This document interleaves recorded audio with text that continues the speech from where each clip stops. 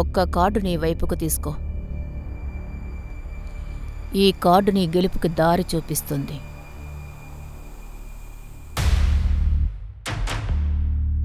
Death. భయపడకు. Death లైఫ్కి కొత్త ప్రారంభాన్నిస్తుంది. నేను ఎలాంటి వ్యక్తినంటే నన్ను నేను సంతోషంగా ఉంచుకోవడానికి ఎవరినైనా నా దారి నుండి తీసి పారేస్తాను. మీరు నాకు ఒక విషయం చెప్పండి, ఇప్పుడు నేను ఏం చేయాలి? నువ్వు నీ దారిని చేంజ్ చేసుకోవాలి. సూటిగా చెప్పండి, దారి మార్చుకోవాలా లేదా దారికి అడ్డుగా ఉన్న వాళ్ళని తీసేయాలా? కౌశిక్, ఈరోజు నువ్వు డీప్గా వెళ్ళాలి. నీ మనసులో ఉన్న ప్రశ్నలకి జవాబు అక్కడే ఉంది. ఏమైనా గుర్తొచ్చిందా? ప్రయత్నించు. అవును నాన్న, ఈ రోజుకు నాకు 11 years. నాన్న నా బర్త్డే చేస్తున్నారు. నేను సంతోషంగా ఉన్నాను చాలా. కానీ వాళ్ళు సంతోషంగా లేరు. ఈ ద్వేషం నీలో 11 ఏళ్లప్పుడే మొదలయ్యింది. కానీ నేను ఈ రోజుకి వాళ్ళని బాగా ప్రేమిస్తున్నాను. ఈ రోజుని చూడు కౌశిక్, నీకిప్పుడు 11 ఏళ్లు కాదు, ఇప్పటికీ నీలో ద్వేషం అలాగే ఉంది కౌశిక్.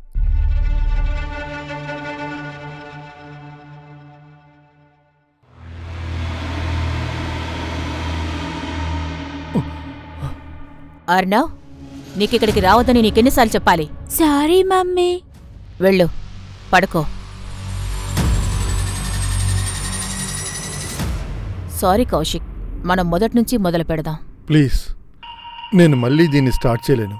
సారీ. అయితే నీకు జవాబొద్దా? వాళ్ళు నిన్ను చంపాలా వద్దా అనుకున్నారని? ఈ అరుణవ్ ఉన్నాడే, అర్ణవ్ ఎక్కడికి వెళ్ళాడు? అర్ణవ్, అర్ణవ్, అర్ణవ్.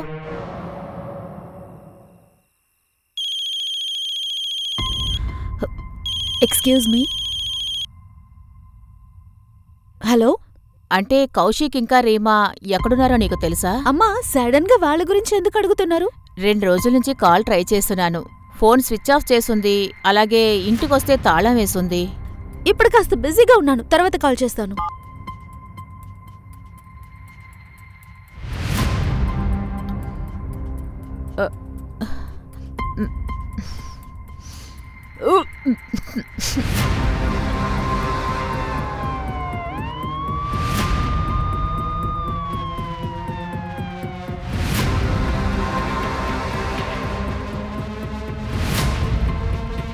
తాళం పగలగొట్టండి.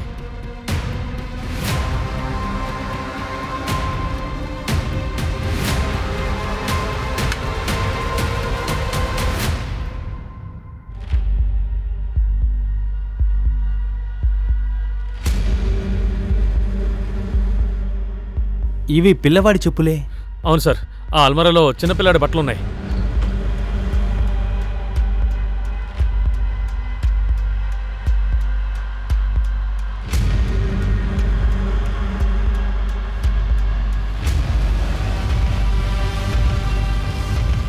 రస్తోగి, ఈ అబ్బాయి కౌశిక్ అన్నయ్య ఇంకా రీమా అవతనికి ఒక కొడుకున్నాడు, అర్ణవ్. అర్ణవ్ ఎక్కడా? అమ్మా. రస్తోగి, చెప్పండి సార్. పేరెంట్స్ శవాలు దొరికాయి. ఈ క్రిమినల్ అబ్బాయిని కూడా ఊరికే వదలడు. ఒక పని చేయండి, టెర్రస్ అన్ని చోట్ల బాగా వెతకండి.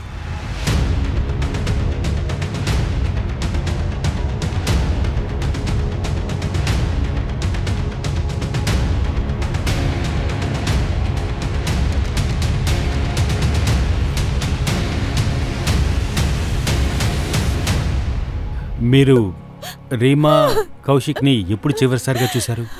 20 days అయ్యింది సార్. 16th మార్చిన కలిసాం. ఆ రోజు కౌశిక్ అన్నయ్య బర్త్డే. ఆ రోజు మేమంతా ఇక్కడికి వచ్చాం.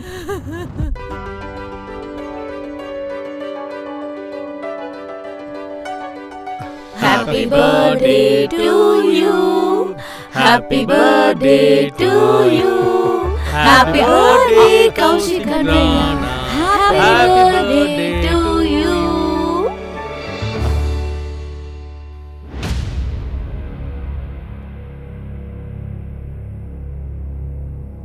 సార్ మేము అంతా చెక్ చేశాం సార్. మాకు ఆ అబ్బాయి కానీ ఆ అబ్బాయి శవం కానీ మాకు దొరకలేదు. కానీ సార్ ఆ పిల్లాన్ని ఒకవేళ కిడ్నాప్ చేసి ఉంటారంటారా? రస్తోగి గారు, ఒకవేళ కిడ్నాప్ చేస్తుంటే కిడ్నాపర్ రంజం ఎందుకు అడుగుతాడు? ఇక్కడ వేరే ఏదో ఉంది. సార్ నాకు ఒక చిన్న డౌట్ వస్తుంది సార్. అదే కౌశిక్ వాళ్ళ అమ్మ చెల్లెలు మొదట్లో అర్నవ్ గురించి ఏమీ చెప్పలేదేంటి? యాక్చువల్గా వాళ్ళు ముందే మనకి చెప్పుండాలి కదా. నాకు కూడా అదే తేడా కొడుతోంది. సరే ఇదంతా వదిలేయండి. ముందు ఆర్నవ్ ఎక్కడున్నాడో అది మనం కనుక్కోవాల్సిన అవసరం ఉంది. చుట్టుపక్కల ఉన్న యాక్టివ్ చైల్డ్ గ్యాంగ్స్ ని ముందు ఆరా తీసి పట్టుకోండి. వాళ్ళకి ఈ విషయాలు తెలిసే అవకాశం ఉంది. Okay sir. సార్ ఇతను పక్కింట్లో ఉంటున్నాడు సార్. మొన్న రాత్రి వాళ్ళని చూశానంట సార్. నువ్వేం చూసావు? సార్ ఆ రోజు రాత్రి ఒక కార్ ఇక్కడ ఉండడం చూశాను సార్. కాసేపటి తర్వాత ఆ కార్ ఇక్కడి నుంచి చాలా వేగంగా వెళ్ళిపోయింది. ఆ కార్లో ఎవరున్నారో నువ్వు చూసావా? లేదు సార్, నేను కార్ని మాత్రమే చూశాను. కార్ నెంబర్ నోట్ చేసావా? లేదు సార్, నేను ఇది గమనించలేదు. కానీ ఆ కార్ వైట్ కలర్లో ఉంది సార్. ఏ మోడల్ బండి? ఎస్యూవీ, హ్యాచ్ ప్యాక్, వేరేదేనా? బహుశా హ్యాచ్ బ్యాక్ అయి ఉంటుంది. ఓకే, ఆ కార్ని నువ్వు చూసినప్పుడు టైం ఎంత అయిందో నువ్వు ఊహించగలవా? సార్ సుమారు 12 గంటల టైం ఉంటుంది sir. Thank you. 2 days back అంటే 5th April నైట్ ఒక బండి ఇక్కడి నుంచి వెళ్ళింది. ఇక్కడ చుట్టూ ఉన్న సిగ్నల్స్ లేదా ఎక్కడైనా సరే సీసీటీవీ కెమెరాస్ ఉంటే మొత్తం ఎంక్వైరీ చేయండి. ఆర్నవ్ని వెతకడంలో ఎలాంటి క్లూని వదలకూడదు.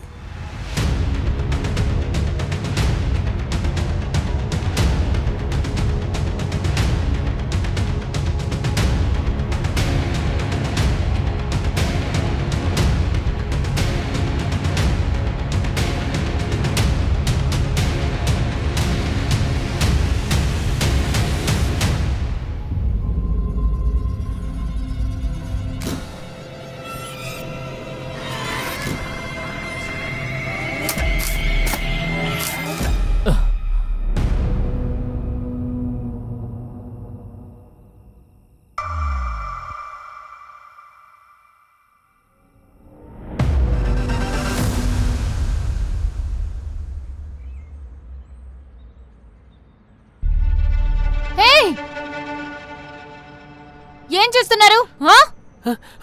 వెళ్ళండి ఇక్కడి నుంచి.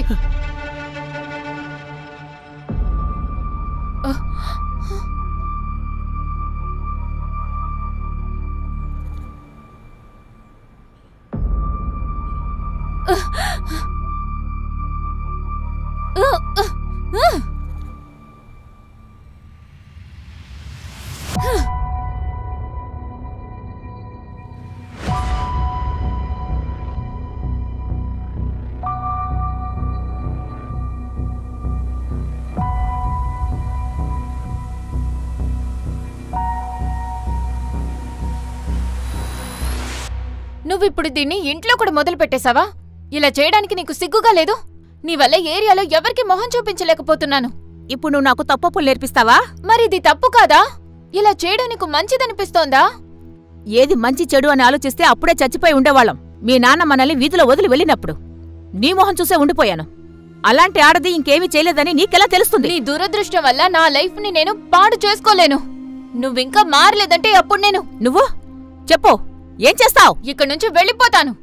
నువ్వు నన్ను వదిలి వెళ్ళిపోతావా? ఇప్పుడు నిన్నెక్కడ పంపిస్తానో చూడు.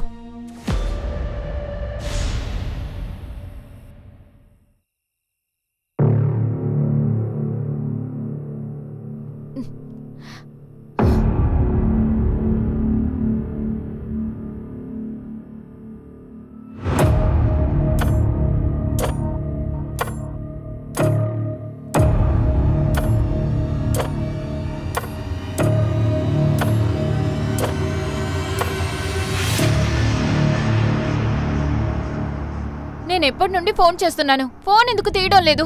ఏమైంది మాలతి? అర్ధరాత్రి వేళ శివంగిలా నిలబడ్డావు. నీకు భయం అనేదే లేదా? నువ్వు చెప్తావు కదా నీకు నేనంటే ఇష్టమని, నన్ను పెళ్లి చేసుకుంటానని. అయితే పద, నన్ను తీసుకువెళ్ళిపో, మనం పెళ్లి చేసుకుందాం. పద. అసలు ఏమైంది నీకు? మీ అమ్మని వదిలేయాలనుకుంటున్నావా ఏంటి? నేను మా అమ్మని వదలకపోతే నన్ను బయటికి రాలేని చోటికి మా అమ్మ పంపించేస్తుంది. ఈ ఒక్కరోజు నాకు టైం ఉంది. నువ్వు కూడా నాకు హెల్ప్ చేయలేదంటే నా జీవితం పాడైపోతుంది. మాలతి, నీకింకా 18 ఏళ్ళు పూర్తి కాలేదు. అందుకే ఒక్కదాన్ని వెళ్ళడానికి భయం. నువ్వు నాకు హెల్ప్ చేయలేదంటే మా అమ్మ అనుకున్నదే నేను చేయాల్సి వస్తుంది. ఇలా చూడు మాలతి, నువ్వు మీ అమ్మని వదిలొస్తావేమో, కానీ నేను మా అమ్మా నాన్నల్ని వదిలేసి రాలేను. అర్థం చేసుకో ప్లీజ్, కొంచెం ఆలోచించు. సూటిగా చెప్పొచ్చు కదా నీకు నేనంటే ఇష్టం లేదని. అది కాదు మాలతి, నా మాట. దయచేసి నన్ను మర్చిపో, ఎందుకంటే నాకు తెలీదు ఈ రోజు తర్వాత ఎలాంటి నరకంలో ఉంటానని.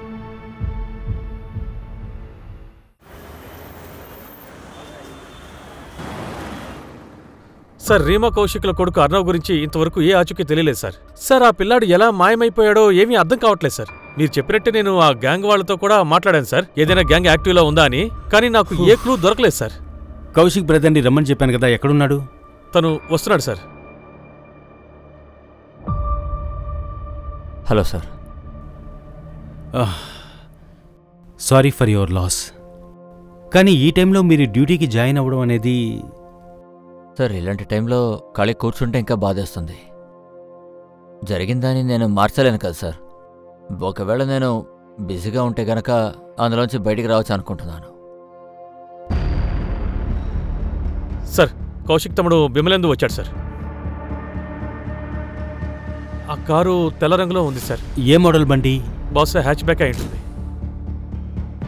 రస్తోగి, ఒక పని చేయండి, ఆ పక్కింటోడి దగ్గర ఈ కారని అని కన్ఫర్మ్ చేసుకోండి. త్వరగా వెళ్ళండి. Okay sir. సార్, నేను కౌశిక్ అన్నా, రీమా వదిన అర్ణవ్ని ఆ రోజు బర్త్డే రోజునే చివరిసారిగా కలిసింది. రీమా ఇంకా కౌశిక్ పర్సనల్గా ఏదైనా రైవల్రీ ఉందా? ఏమో నేను గెస్ట్ చేయలేను సార్. సార్ సార్ ఆ పక్కింటి అతనికి బిమలేందు కార్ ఫోటో చూపించాను సార్, కానీ అతను ష్యూర్గా చెప్పలేదు. ఒక నిమిషం. సార్, 2 రోజుల ముందు 5th ఏప్రిల్ రోజున మీరు కౌశిక్ ఇంటికి వెళ్ళారా? నేను తన్ని మార్చి 16థ్నే చివరిసారిగా కలిసింది. ఇంకా ఆ రోజున కౌశిక్ అన్నయ్య బర్త్డే కూడా. కౌశిక్ పక్కింటి అతను మాకు చెప్పాడు, 5th ఏప్రిల్ రోజున అంటే కౌశిక్ మర్డర్ అయిన రోజున ఆ రాత్రి ఒక కారు నుండి సేమ్ మీ దగ్గరుండే కారు లాంటిదే. ఐ థింక్ తను తప్పుగా చూసుండొచ్చు సార్, లేదంటే నాలాంటిదే ఇంకో కార్ని చూసుండొచ్చు.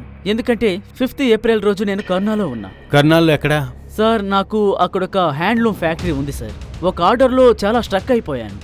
అందుకనే ఏప్రిల్ 5th రాత్రి మొత్తం నేను ఫ్యాక్టరీలోనే ఉండవలసి వచ్చింది. I know your prize. ఏంటి? ఐఎమ్ సారీ, పేరు అడుగుదాం అనుకున్నాను కానీ ప్రైజ్ అని వచ్చేసింది. సరే, పేరుతో పాటు నీ ప్రైజ్ ఏంటో కూడా చెప్పగలవా? ఫ్లేష్, లూట్, రేప్, మర్డర్. ఇంకా రీమా కౌశిక్ పిల్లాడు కూడా దొరకట్లేదు. అసలు ఈ కేస్ పర్పస్ ఏంటో తెలియట్లేదు. ఇంకా ఇదంతా 5th ఏప్రిల్ నైటే జరిగిందనమాట. నువ్వేమంటావు? బిమ్లాండ్ ఆ రోజు నిజంగానే కర్నాల్లో ఉన్నాడా? సార్, అతని ఫ్యాక్టరీ వర్కర్స్ ఇదే చెప్తున్నారు. ఇది బెంగళూరు పని కూడా అయ్యుండొచ్చు సార్. సార్, ఒక ముఖ్యమైన విషయం తెలిసింది. ఏంటి? ఆ అర్ణవ్ కౌశిక్కి సొంత కొడుకు కాదు. అంటే? సార్, అందరినీ ఎంక్వైరీ చేయగా తెలిసింది ఏంటంటే కౌశిక్కి రీమాకి పెళ్లి 2 సంవత్సరాల క్రితమే జరిగింది. కానీ అర్ణవ్కి 10 ఏళ్ళు సార్. అమ్మా, మీరు భీమ్లేండు అన్నయ్యని నమ్మచ్చు గాని నేను నమ్మను. వావ్ చెల్లెమ్మా, వావ్! ఎంత మంచి ప్లాన్ వేస్తున్నావు నువ్వు. అమ్మని కూడా నాకు శత్రువుని చేస్తున్నావా? నిజం బయటికి రావాల్సిందే. చూస్తూ ఉండు, పోలీసోళ్ళు ఎప్పుడొచ్చి నీ కాలర్ పట్టుకుంటారు. అయితే ఇది కూడా తెలిసిపోతుంది. నువ్వే మర్డర్ చేసి క్రిమినల్ కి నాలాంటి కార్నే యూజ్ చేయమని చెప్పావు అని. అయితే నువ్విప్పుడు దేన్ని ప్రూవ్ చేసే పనిలో ఉన్నావా? నువ్వు అంటుంటే నేను నోరు మూసుకుని ఉంటాననుకుంటున్నావా? అయినా అమ్మకు కూడా తెలుసు అందరి ముందు కౌశిక్ ని నువ్వు ఎలా బాల్తో కొట్టించావా అని. అమ్మా, ఈ విల్ రాసింది నాన్న కాదు, ఇదంతా అబద్ధం. వాళ్ల లాయరు ఇదే విల్లిచ్చారు. ఇందులో విమ్లందు ఇంకా కౌశిక్ ఆస్తిలో సగం సగం తీసుకుంటారు.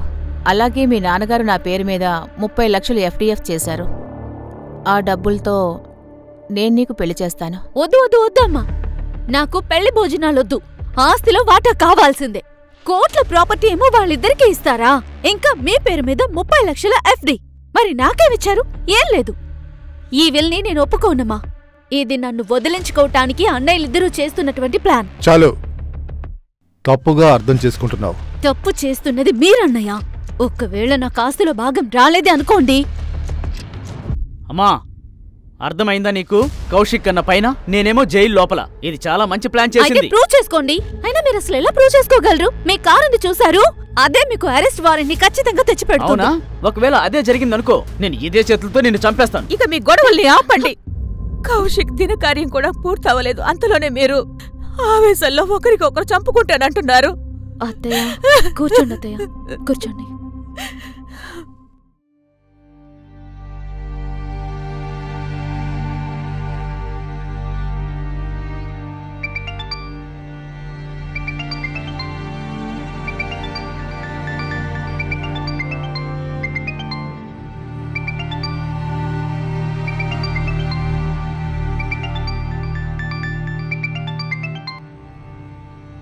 కాల్ చేయొద్దన్నానా?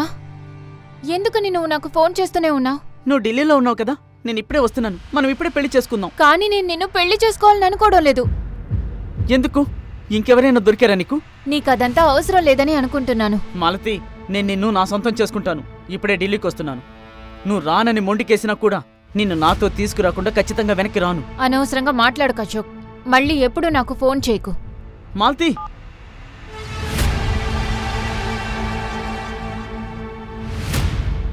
అర్నావ్ కౌశిక్ సొంత బిడ్డ కాదు. ఆ విషయం మీరు నాకు చెప్పలేదే? ఆ రోజు అన్నా వదిన శవాల్ని చూసి మేమదే బాధలో ఉండిపోయి మీకీ విషయాన్ని చెప్పలేకపోయాం. పాయల్, నీకనిపించడం లేదా ఇది అర్నవ్ వాళ్ళ సొంత నాన్న చేసుండొచ్చు అని? అవునన్నయ్య, అలాగా అవ్వచ్చు. అర్నావ్ సొంత నాన్న ఎవరు? పరాగ్ అనే అతను సార్. తను రీమా వదినకి first husband. 2 years back Reema వదిన పరాగ్కి డివోర్స్ ఇచ్చి కౌశిక్ అన్నయ్యని పెళ్లి చేసుకున్నారు. తను చాలా కోపంగా ఉండేవాడు, ఎందుకంటే అర్నవ్ కస్టడీ రీమా వదినికి దొరికిందని. పరాగ్ నాకిప్పుడు రెండో పెళ్లి జరిగింది. ఎప్పుడు చూసినా ఇక్కడికొస్తావేంటి? వెళ్ళిక నుంచి. వెళ్తాను, కానీ అన్నవ్ నాతో తీసుకెళ్తాను. పరాగ్! అన్నవ్! అన్నవ్! అరే అన్నవ్! వెళ్ళు. అన్నవ్! వెళ్ళమంటున్నానా? ఇక్కడికి వచ్చి నేను ఏం నా చేస్తున్నావు? తీసుకుని వెళ్తాను. వెళ్ళు, ఇక్కడి నుంచి వెళ్ళు. నువ్వు అలా చేయగలవు. డ్రామా చేస్తున్నావు. అన్నవ్! ఇక్కడికి వచ్చి అన్నవ్! కోర్టుకు వచ్చి తీసుకెళ్ళు. వెళ్ళు. ఆ తర్వాత రీమా వదిన కోర్టు నుండి రిస్ట్రైనింగ్ ఆర్డర్ తీసుకుంది. ఆ తర్వాత ఆ పరాగ్ రీమా వదిన అర్నవ్ దగ్గరికి రాలేకపోయాడు.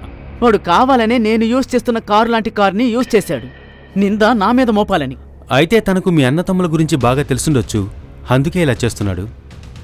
కౌశిక్తో మీ గొడవేంటి? అదేం గొడవ కాదు సార్. కొన్ని మిస్అండర్స్టాండింగ్స్ మాత్రం ఉంటాయి. అలా అని సొంత అన్నయ్యని ఈ విధంగా ఎవరైనా చంపుతారా?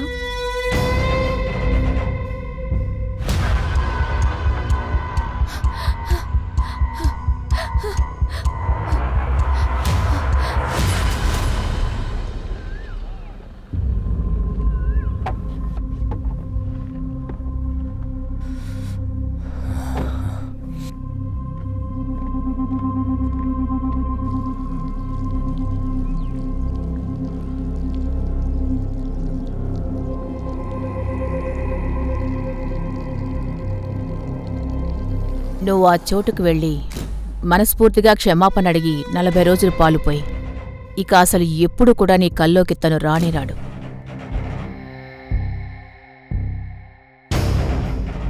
నన్ను క్షమించు.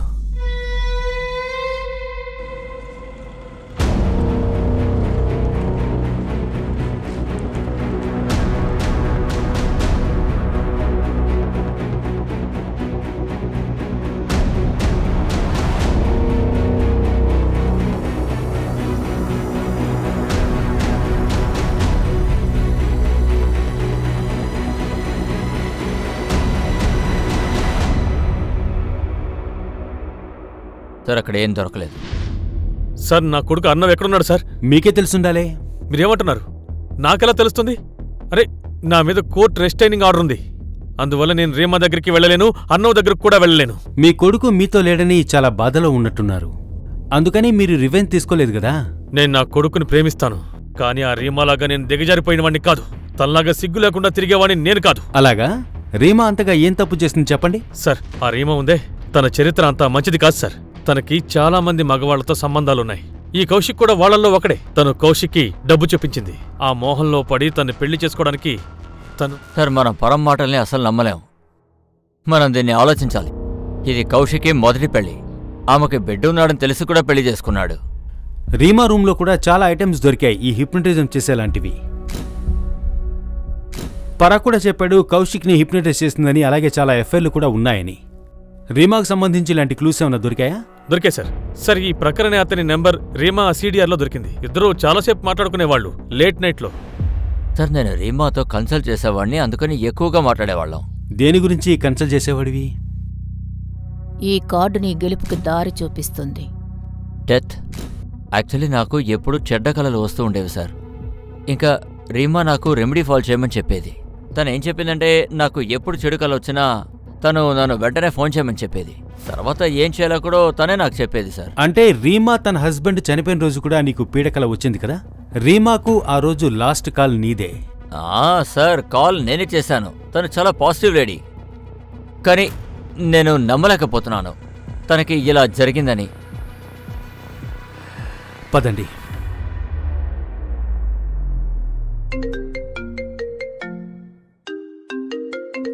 రస్తోగి సార్, గోవింద్పురి పోలీస్ స్టేషన్లో ఆ కౌశిక్ ఒక సర్వెంట్కి పోలీస్ వెరిఫికేషన్ చేయించాడు సార్. ఏ servant? Malti Singh sir. File records ప్రకారం మర్డర్ జరగడానికి 15 రోజుల ముందు వరకు ఈ మాలతి అనే అమ్మాయి వాళ్ళ ఇంట్లో పని మనిషిగా పనిచేసింది. సరే, ఒక పని చేయండి, తన ఫోటో పంపించండి. అలాగే సార్.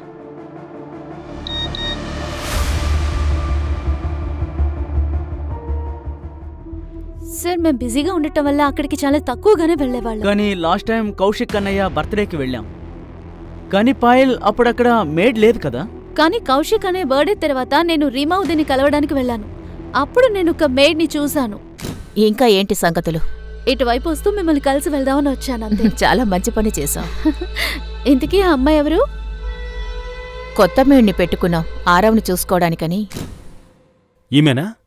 అవును సార్. సార్, గోవింద్పురిలో మాలతి గారు ఇచ్చిన నంబర్ను బట్టి ఆ రోజు నుంచి ఆఫ్లో ఉంది, మర్డర్ అయినప్పటి నుంచి. మాలతి కూడా ఇందులో కలిసుండి ఫోన్ ఆఫ్ చేసి వెళ్ళిపోయిందేమో. Sir, Malati native address Bhiwadi. నేను అక్కడికెళ్ళి చూస్తాను సార్.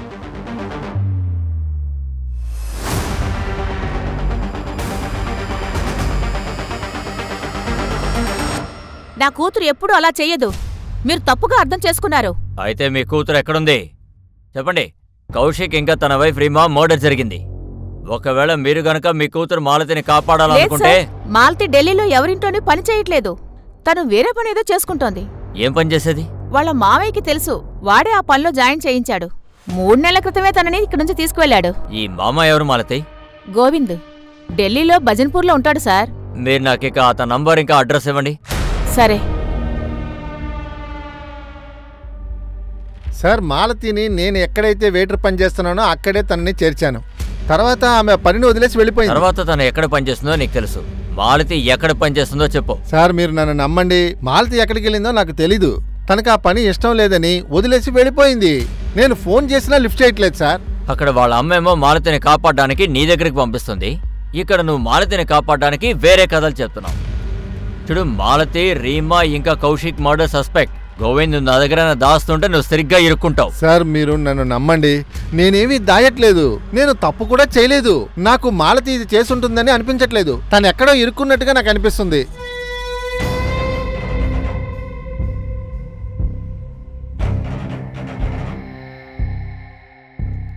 సార్, ఆ ప్రక్కర్ డీటెయిల్స్ అన్ని బయటకు తీస్తుంటే ఒక షాకింగ్ విషయం తెలిసింది సార్. తనకొక బిజినెస్ పార్ట్నర్ ఉన్నాడు, జయదేవ్ సింగ్. అతను 15 రోజులుగా కనపడడం లేదు. అతని ఫ్యామిలీని అడిగితే ఆయన కనపడకుండా పోవడానికి కారణం ఈ ప్రకరే అంటున్నారు. ఎందుకంటే ఈ బిజినెస్ మ్యాన్లందరికీ పడ్డం లేదు. ఈ జయదేవ్ సింగ్ కు మా కేసుకు ఏమిటి సంబంధం? ఎవరికి తెలుసు సార్. కానీ మీరు చెప్పినట్టు ఈ ప్రకర్, రీమా మొదటి భర్త పరాగ్ చెడ్డా, అలాగే కౌశిక్ తమ్ముడు భీమ్లేందు అందరి మీద ఒక కన్నేసి ఉంచాం.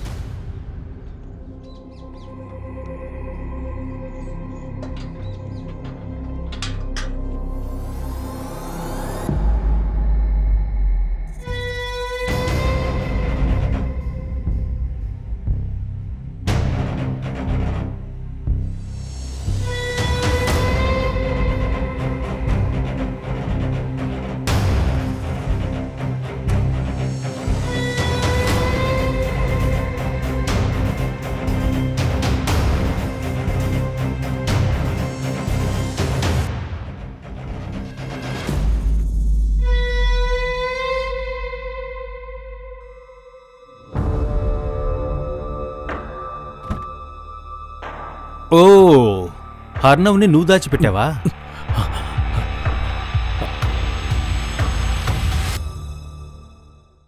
రస్తోగి, పద స్టేషన్ పద. సార్, పద. ఏయ్, సార్, పద. పద. Sir, please sir. సడు.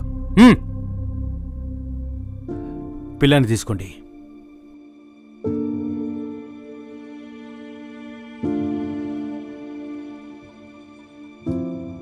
ఆర్నవ్ ఎక్కడున్నాడో మాకు తెలీదని చెప్పావు సార్. నేను చెప్పేది కాస్త పూర్తిగా వినండి సార్. చూడండి, నేనేమీ చేయలేదు సార్. అలాగా? మర్డర్ అయిన రోజు నువ్వు కౌశిక్ ఇంటికి వెళ్ళావా లేదా చెప్పు. వెళ్ళాను సార్, కానీ ఎవరిని మర్డర్ చేయాలని అక్కడికి వెళ్ళలేదు. నేను నా కొడుకు అర్ణవ్ ప్రాణాలు కాపాడుకోవడం కోసం వెళ్ళాను. నాకు ఆ రోజు రాత్రి హఠాత్తుగా కౌశిక్ ల్యాండ్లైన్ నుంచి ఫోన్ వచ్చింది. అవతల వైపు నాకు అర్ణవ్ ఏడుపు వినిపించింది. నాకు ఏం చెయ్యాలో అర్థం కాలేదు. నేను అందుకోసమే వెళ్ళాను.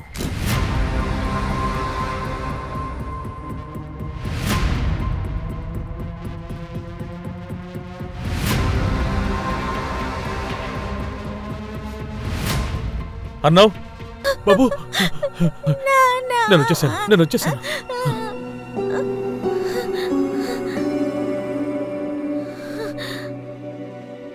చాలు, కథల మీద కథలు. కథ కాదు సార్, నిజం, ఇదే జరిగింది. అలా అయితే పోలీస్కి ఎందుకు ఫోన్ చేయలేదు? మీకా?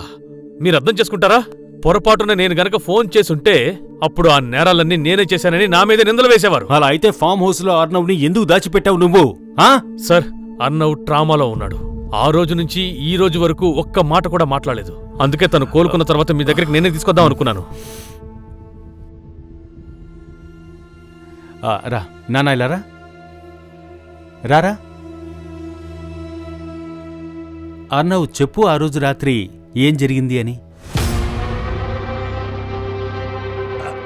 అరే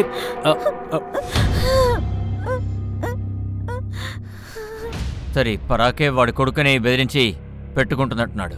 మనం పిల్లాన్ని ప్రెజర్ చేయలేము. తన కౌన్సిలింగ్ జరగని ఆ తర్వాత మాట్లాడదాం. సార్, ఆ ప్రక్కనే కనిపెడుతూ ఉండమన్న వ్యక్తి ఏం చెప్పాడంటే ఆ ప్రక్క రోజు వచ్చి కాంజా పక్కనే ఉన్న అడవిలోకి వెళ్లి విచిత్రమైన పూజలు చేస్తున్నాడంట. ఏం పూజ? సార్, అది అడవిలోకి వెళ్లి నేల మీద పాలు పోస్తున్నాడంట.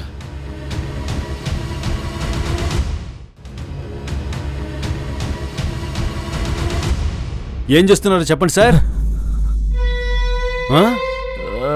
అది నాకు రాత్రిపూట చెడు కళలు వస్తాయి కదా, రీమా గారు ఈ రెమెడీ చేయమన్నారు. అలాగా? జయదేవ్ సింగ్ నీ బిజినెస్ పార్ట్నర్. వాడి ఫోన్ ఇక్కడే ఆఫ్ అయింది. తీసుకెళ్ళండి.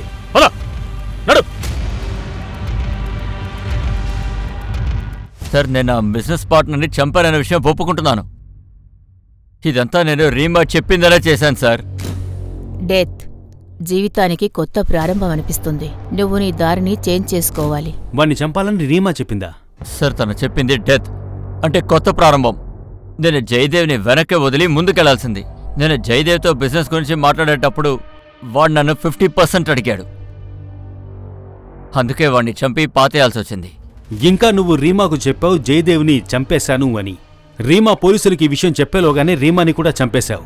సార్, అలాంటిదేం లేదు. ఉల్టా నాకు రీమా చెప్పింది. ఆ జయదేవ్ ఆత్మ నుండి కాపాడడానికి రెమెడీ చెప్పింది.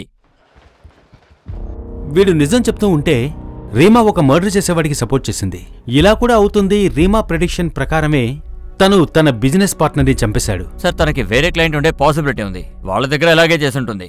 అది కౌశిక్ ఇంకా రీమాని మర్డర్ చేసింది. You are right. మీరు పని చేయండి, రీమా ప్రతి క్లయింట్ని వెంటనే వెతకండి.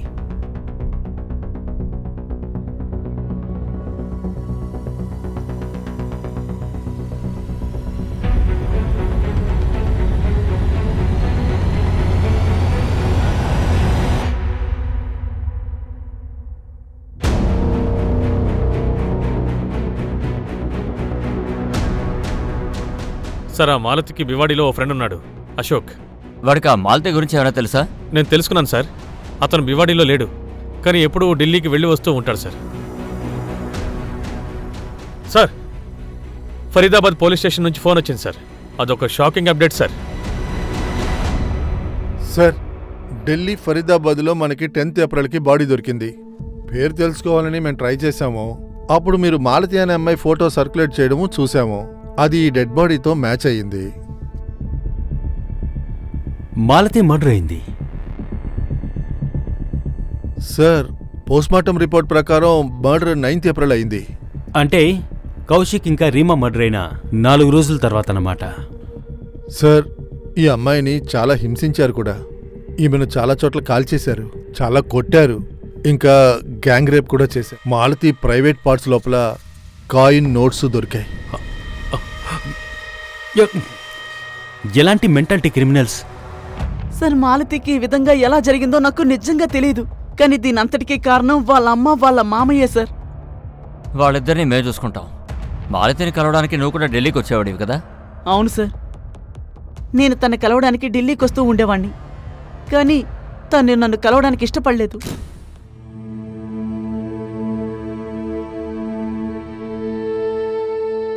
రావద్దన్నాను కదా, నా నుండి దూరంగా ఉండు. ఇక్కడికి ఎందుకని వచ్చావు? నేను నిన్ను తీసుకెళ్ళడానికి వచ్చాను. నేను నీ దగ్గరకు వచ్చినప్పుడు నువ్వు నన్ను వద్దన్నావు కదా. హే ఆగు, నీకు చాలా కొవ్వు ఎక్కువైంది. నేను చెప్పేది అర్థం చేసుకో. అశోక్, దయచేసి నాతో రా. ఎవరైనా చూస్తారు. వదులు. మాలతి నేను చెప్పేది విని నాతో రా ప్లీజ్. దయచేసి ఇక్కడ డ్రామా చేయకు. వదులు. ఎవరా నువ్వు? వెళ్ళు ఇక్కడి నుంచి. ఏయ్ ఆగు. ఇంకోసారి కనిపించావు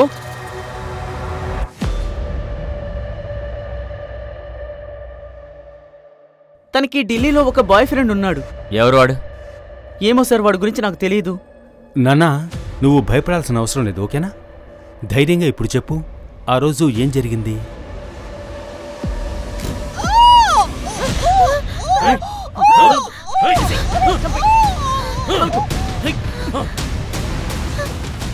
చాలు వదిలి, ఎవరైనా వచ్చారంటే ఆ తర్వాత పద, దొరికినంత వరకు చాలు, వెళ్ళిపోదాం పద.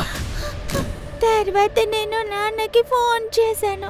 అప్పుడు సరే ఒక విషయం చెప్పు, ఇదంతా జరుగుతున్నప్పుడు మీ మేడుంది కదా, మాలతి ఎక్కడుండింది? నేను తను ఎక్కడా చూడలేదు. వీళ్ళని చూసే ఉంటావు కదా. ఇలా చూడు, వీళ్ళలో ఎవరున్నారు అక్కడ? నాకు గుర్తులేదు. సార్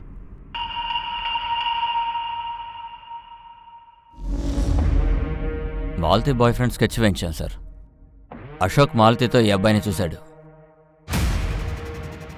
నానా వీణ్ణి ఎక్కడ చూసావా? లేదు, నేను ఇతన్ని అక్కడ చూడలేదు. కానీ ఇతనెవరో నీకు తెలుసా? దేవ్ అంకుల్, మా నాన్న డ్రైవర్.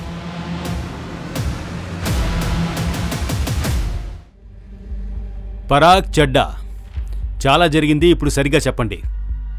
ఇదంతా మీరే చేశారు కదా? సార్ నేను ఏమీ చేయలేదు సార్. నేను కేవలం ఆ దేవ్తో చెప్పి మాలతికి రీమా ఇంట్లో పనిపించాను సార్. మాలతిని నువ్వే జాబ్లో పెట్టావా? ఎందుకు? సార్ నేను అప్పుడప్పుడు ఒక బార్కి వెళ్ళొస్తుంటాను. ఈ మాలతి అక్కడ పనిచేస్తుండేది సార్. నేను చాలా కాలంగా ఒక అవకాశం కోసం ఎదురు చూస్తున్నాను. ఆ అమ్మాయి ద్వారా కోర్టులో నేను నా కొడుకు కస్టడీని రీమాసేన దగ్గర నుంచి లాక్కోవాలనుకున్నాను. తర్వాత సార్ దేవ్కి రీమా కూడా తెలుసు. రీమా పని మనిషి కోసం చాలా కాలంగా వెతుకుతోంది. అందుకే నేను దేవుతో చెప్పి మాలతిని రికమెండ్ చేసి పనిలో పెట్టించాను. మాలతి అక్కడ విషయాలన్నీ వచ్చి దేవుతో చెప్పేది, దేవ్ నాకు చెప్పేవాడు. కేవలం అది మాత్రమే సార్. అది తప్ప నాకు ఇంకేమీ తెలియదు సార్. ఎందుకు ఇలా జరిగిందో, ఎవరు చేశారో నాకేం తెలియదు. దేవ్ ఎక్కడా? దేవ్ చాలా కాలంగా కనపడడం లేదు సార్. ఢిల్లీలో ఉన్న తన ఇంట్లో కూడా అతను లేడు సార్. వాడు ఢిల్లీ వాడు కాదా? తనది జార్ఖండ్ సార్. జార్ఖండ్ అడ్రస్ ఇవ్వు. రాసిస్తాను సార్. త్వరగా.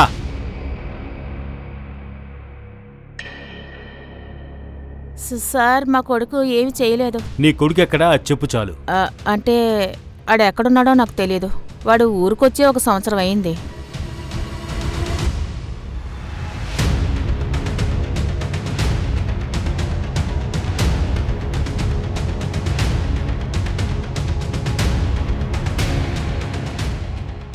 రస్తోగి సార్ దేవ్ ముగ్గురు స్నేహితుల గురించి తెలిసింది సార్. వాళ్ళు ముగ్గురు జార్ఖండ్ వాళ్లే. వాళ్ళలో ఒకడు రింకు సార్. వాడు హిస్టరీ చీటర్ సార్. రింకు? అవును సార్. సార్ నేను ముగ్గురు డీటెయిల్స్ మీకు పంపిస్తాను sir. Okay Kamlesh. Yes sir. Dev ఇంటికి వెళ్ళినప్పుడు దేవ్ కనబడినట్లే వాళ్ళ ఫ్రెండ్స్ కూడా ఎవరూ కనిపించట్లేదు. మనం వేరేలాగా థింక్ చేయాలి. కరెక్ట్. ఒక పని చేద్దాం, ఈ దేవ్ అతని ఫ్రెండ్స్ ఇంటికి అస్సలు వెళ్ళొద్దు, కానీ వాళ్ళ ఫ్యామిలీ యాక్టివిటీస్ని మనం అబ్జర్వ్ చేయాల్సి ఉంటుంది. నేను దేవ్ వాళ్ళ అమ్మని చూసుకుంటాను, నువ్వు రింకు వాళ్ళ అమ్మని చూసుకుంటూ ఉండు. Okay sir.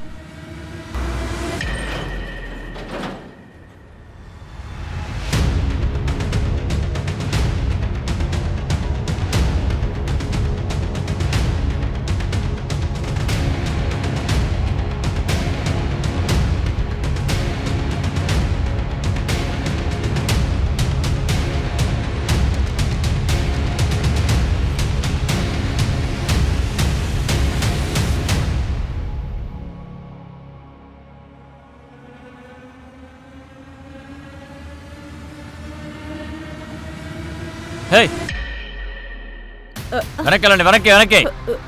చెప్పు, నీ ఫ్రెండ్ దేవ్, మున్నా, ఇంకా గోపి ఎక్కడా? చెప్పు.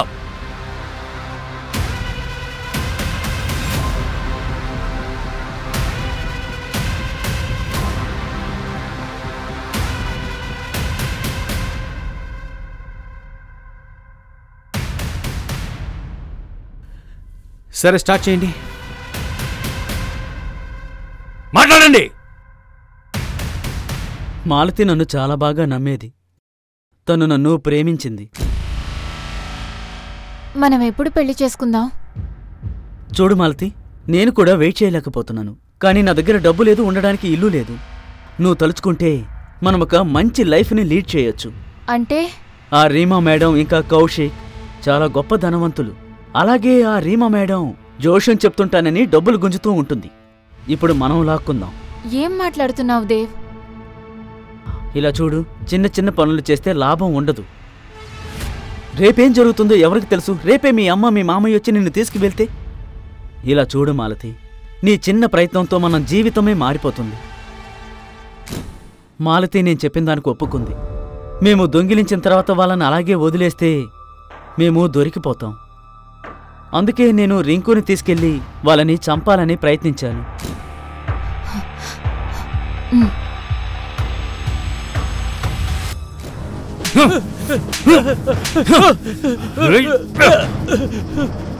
కమలేష్, రస్తోగి బాగా కొట్టండి. సౌండ్ క్యాబిన్ వరకు వినపడాలి. కొట్టండి.